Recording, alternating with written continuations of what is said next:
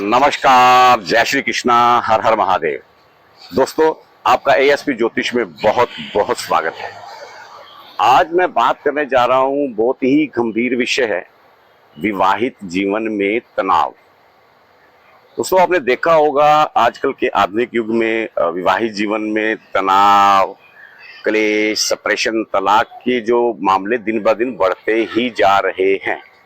आखिर इनके पीछे कारण क्या है कि ये मामले इतने बढ़ रहे हैं? पहले नहीं थे, अभी ज्यादा बढ़ रहे हैं।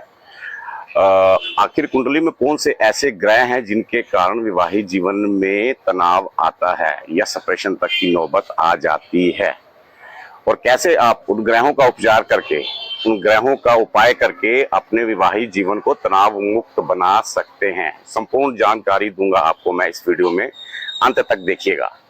दोस्तों, अगर अभी तक आपने हमारे चैनल को सब्सक्राइब और लाइक नहीं किया है तो प्लीज कर दीजिए, ताकि हम समय समय पर आपके जीवन को खुशहाल और बेहतरीन बनाने के उपाय आप तक पहुंचाते रहें।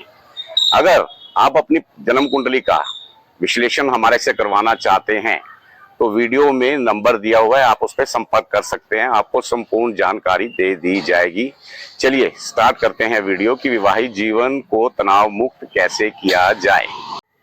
चलिए बताते हैं विवाहित जीवन के तीसरे खलनायक को, कि जो मैरिड लाइफ डिस्टर्ब करते हैं, वो हैं शनि महाराज।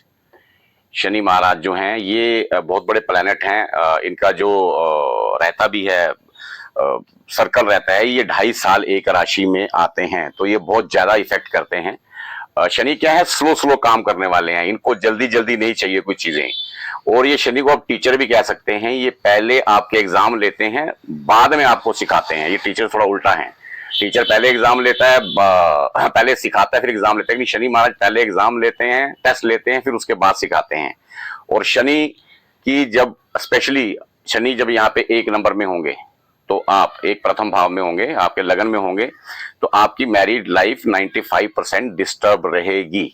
अगर आपका 7वां घर किसी शुभ ग्रह से प्रोटेक्शन नहीं ले रहा है, तो कोई शुभ ग्रह यहाँ पे मौजूद नहीं है, तो शनि यहाँ पे टेंशन देंगे ही देंगे। उसके बाद जो शनि आपके अगर पंचम में आ जाते हैं, 5वें भाव में आ जाते हैं, पंचम भाव किसका है? संतान का है, एजुकेशन का है। यहां से कहां देख रहे हैं? तीसरी दृष्टि से 1 2 3 तीसरे घर को मतलब 7वें घर को देख रहे हैं, जिसको कि हम सप्तम भाव कहते हैं। जो मैरिड लाइफ का आपके पार्टनर का घर है, उसको देख रहे हैं। तो यहाँ पे ये ईगो लाएंगे एक दूसरे में, एक दूसरे को डिस्टर्बेंस रहेगा और लंबे पीरियड तक रहता है ये। जल्दी जल्दी कोई डिसीजन लेंगे तो और गड़बड़ होगी। आप जरा सी अनैतिकता दिखाएंगे, वो जो कार्य जो समाज को पसंद नहीं है, अगर आप वो कार्य करेंगे तो और प्रॉब्लम होगी। एक्स्ट्रा मैरिटल अफेयर चलेगा अगर सप्तम में है, या यहाँ से भी कहीं से भी अगर आपने एक्स्ट्रा मैरिटल अफेयर चला, फ्लर्ट किया या कुछ गलत कार्य किए जो कि एक मैरिड लाइफ के लिए अच्छे नहीं है, तो शनि बहुत बुरे तरीके से पीड़ित करते हैं। तीसरी दृष्टि यहाँ पे आएगी सप्तम में बैठ के। अगर शनि, हाँ, जब पंचम में होते हैं दोस्तों शनि, तो एक बात ये 95% अभी तक का मेरा जो एक्सपीरियंस है 20 साल का, मैं बता रहा हूं, जितनी भी मैंने कुंडलियां देखी हैं, जिनके भी पंचम में शनि है, उनका इशू में बहुत मेजर प्रॉब्लम होती है। जल्दी जल्दी इशू होता नहीं है, उनकी संतान जल्दी होती नहीं है। कम से कम मैंने देखा है 10-12 साल से ज्यादा ही वक्त लगता है संतान होने में, और वो भी किसी की आशीर्वाद से। किसी गुरु, कोई गुरु बनाओगे आप, या कोई सिद्ध पुरुष है उसके पास जाना शुरू करें, तो आशीर्वाद से ही औलाद मिलती है। शनि यहाँ पे ये भी प्रॉब्लम क्रिएट करते हैं। और सप्तम में जब शनि आते हैं, तो पहली बात तो शादी बहुत मुश्किल से होने देते हैं। जल्दी जल्दी शादी होती नहीं है, बहुत लेट शादी होती है। और शादी के बाद ईगो की प्रॉब्लम हो जाती है, टेंशनें स्टार्ट हो जाती हैं लाइफ में, और उत्पात मचाते हैं ये शनि यहाँ पर आके। तो उसके बाद शनि जब यहाँ पे आते हैं आपके 10वें भाव में, आपके कार्यस्थल में, आपके कर्म भाव में आते हैं, तो यहां से इनकी जो 10वीं दृष्टि है, 1 2 3 4 5 6 7 8 9 10, आपकी मैरिड लाइफ को डिस्टर्ब करेंगे। आपकी मैरिड लाइफ को डिस्टर्ब करेंगे, आपके व्यापार को भी डिस्टर्ब करेंगे, ये आप जो बिजनेस कर रहे हैं उसको भी डिस्टर्ब करेंगे। चारों तरफ से शनि एक पुरानी जो है अपने शास्त्रों में है कि शनि जब कष्ट देते हैं, स्पेशली जब इनकी 7.5 ढैया, पनौती या अंतरदशा या प्रत्यंतर दशा चल रही है, तब ये बहुत ज्यादा चांसेस होते हैं कि इसके जो इफेक्ट डबल हो जाएं, डबल वे में परेशान करेंगे। और अगर कहीं शनि आपका है यहाँ पे, जैसे यहाँ पे 10वें भाव में और यहाँ पे 1 लिखा हुआ है, या यहाँ पे 5वें भाव में लेकिन ये 5 की जगह 1 लिखा हुआ है, यहाँ पे 1 लिखा हुआ है, तो ये नीच के हो जाते हैं। तो ये बहुत ज्यादा परेशान करते हैं, आपका भगवान तक से विश्वास उठा देते हैं ये अपने, जब इनकी 7.5 या ढैया चलती है। तो आपको अंत में इसके उपाय बताऊंगा कि इसको कैसे ठीक किया जा सकता है, शनि महाराज को कैसे ठीक किया जा सकता है। अभी बताते हैं आपको अगले विलन के बारे में, अगले खलनायक के बारे में, जो कि आप कह सकते हैं कि जो अगले विलन हमारे हैं वो हैं सूर्य महाराज। सूर्य महाराज को हम बहुत अच्छा समझते हैं, लेकिन इनकी गिनती जो है क्रूर ग्रहों में ही आती है। बताते हैं कि सूर्य महाराज कहाँ पे हो तो क्या गड़बड़ करते हैं। चलिए बात करते हैं सूर्य महाराज आपकी कुंडली में कहां पर होंगे तो आपको विवाहित जीवन में परेशानी होगी। अगर तो आपके सूर्य महाराज सप्तम में हैं, मौजूद हैं, तो आपको परेशानी देंगे ही देंगे। सूर्य क्या हैं, बहुत गर्म ग्रह हैं, बहुत ईगो वाले हैं, राजा, इनको ग्रहों का राजा कहा जा सकता है। बहुत हीट वाले हैं, बहुत ईगो वाले हैं। तो यहाँ पे जब ये आते हैं, जब ये सप्तम में आएंगे तो आपका आपस में ईगो क्लैश होगा, अपने पार्टनर के साथ लड़ाई होना तय ही तय है, ये श्योर है।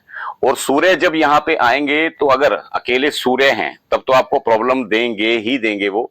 अगर सूर्य के साथ शुक्र आ जाते हैं और वो सूर्य से बलवान है, यानी कि ज्यादा डिग्री के हैं सूर्य से, तो फिर थोड़ा सा इफेक्ट कम कर सकते हैं, सप्रेशन हो सकता है आपका ना हो।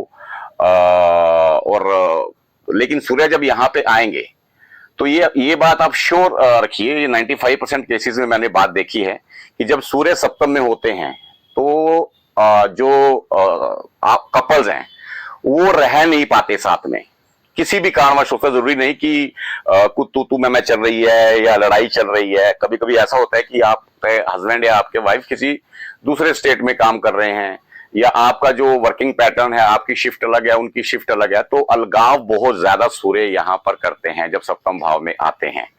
तो सूर्य की ये प्रॉब्लम होती है, लेकिन सूर्य से शुक्र रहेंगे तो काफी हद तक इन चीजों को दबा देते हैं, इतना ज्यादा गड़बड़ नहीं होने देते शुक्र अगर स्ट्रॉन्ग हो तो सप्तम भाव में।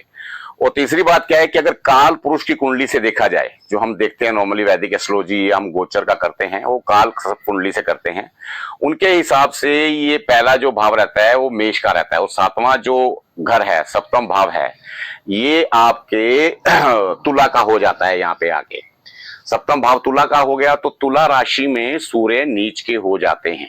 ऐसे ही अगर काल पुरुष की कुंडली के हिसाब से ना लें, है ना, अगर आपका मेष लगन है और यहाँ पे सूर्य है तो वो भी नीच के हो गए। तो ये नीच का क्या करता है कि वो कामों को, जो नेगेटिव चीजें रहती हैं, जो एक तो अच्छा होता है, एक पॉजिटिव एक नेगेटिव चीजों को वो डबल कर देते हैं। तो यहाँ पे फिर बहुत बुरा इफेक्ट देते हैं सूर्य अगर यहाँ पे आ जाए तो। अगर आपकी कुंडली में यहाँ पे 1 नंबर लिखा और यहाँ पे 7 नंबर लिखा हुआ है तो ये बहुत हैवी इफेक्ट देके जाते हैं।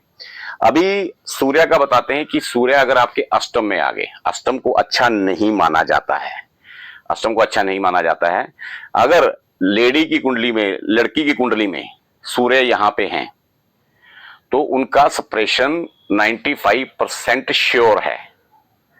और अगर कोई साथ में ग्रह हैं और उनसे कम डिग्री के हैं या पावरफुल नहीं है तो सेपरेशन तय ही होता है। ये क्या होता है दोस्तों, जो 8वां घर है ना, ये इनलॉज का घर भी हम कहते हैं, ससुराल का घर भी कहते हैं इनको। तो यहाँ पे अगर आएंगे तो लड़की के अगर इधर आए, सपोज टू बी लड़की का मंगल यहाँ पे है, तो ससुराल पक्ष से तू मैं होगी, लड़ाई झगड़े होंगे।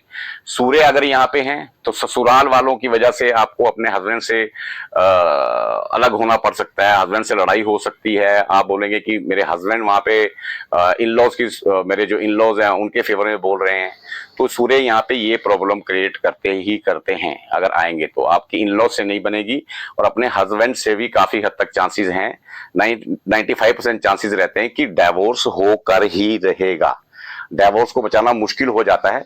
और यहाँ पे जब सूर्य आता है लड़की के, तो उसका आप देखोगे कि वो बोलने में बिना सोचे ही बोल देगी, चाहे बाद में उसको रिग्रेट हो, बाद में पश्चाताप हो, कुछ हो नहीं, लेकिन रिश्ते एक बार इन लॉस से खराब होते ही होते हैं, ये श्योर है। तो ये तो दोस्तों हमने बताया कि कौन से ऐसे ग्रह हैं जो वैवाहिक जीवन के खलनायक हैं, जो वैवाहिक जीवन में डिस्टरबेंस क्रिएट करते हैं। ऐसा तो है नहीं, अगर दिन है रात है तो दिन भी है, ठीक है। अगर राक्षस हैं तो देवता भी हैं। अभी आपको एक ऐसे ग्रह के बारे में बताऊंगा, ये सब ग्रहों की पोजीशन रहेगी। अगर वो ग्रह आपको बताऊंगा कौन से घर में बैठे, तो ये काफी हद तक वैवाहिक जीवन के, चाहे ये ग्रह यहाँ से जहां से सब बैठे हों देख रहे हो, वो ग्रह वहां आएंगे और यहाँ पे दृष्टि डालेंगे, ये यहाँ पे होंगे, तो वो काफी चीजों को काफी हद तक ठीक कर देंगे। मतलब ये ग्रह कुछ भी नहीं कर पाएंगे, शनि मंगल राहु सूर्य कुछ भी नहीं कर पाएंगे अगर वो ग्रह अपनी सही पोजीशन पे। आपको बताता हूँ कुंडली के कौन से भाव में अगर वो ग्रह बैठे हों, वो ग्रह महाराज बैठे हों, तो आपका वैवाहिक जीवन अच्छा रहेगा।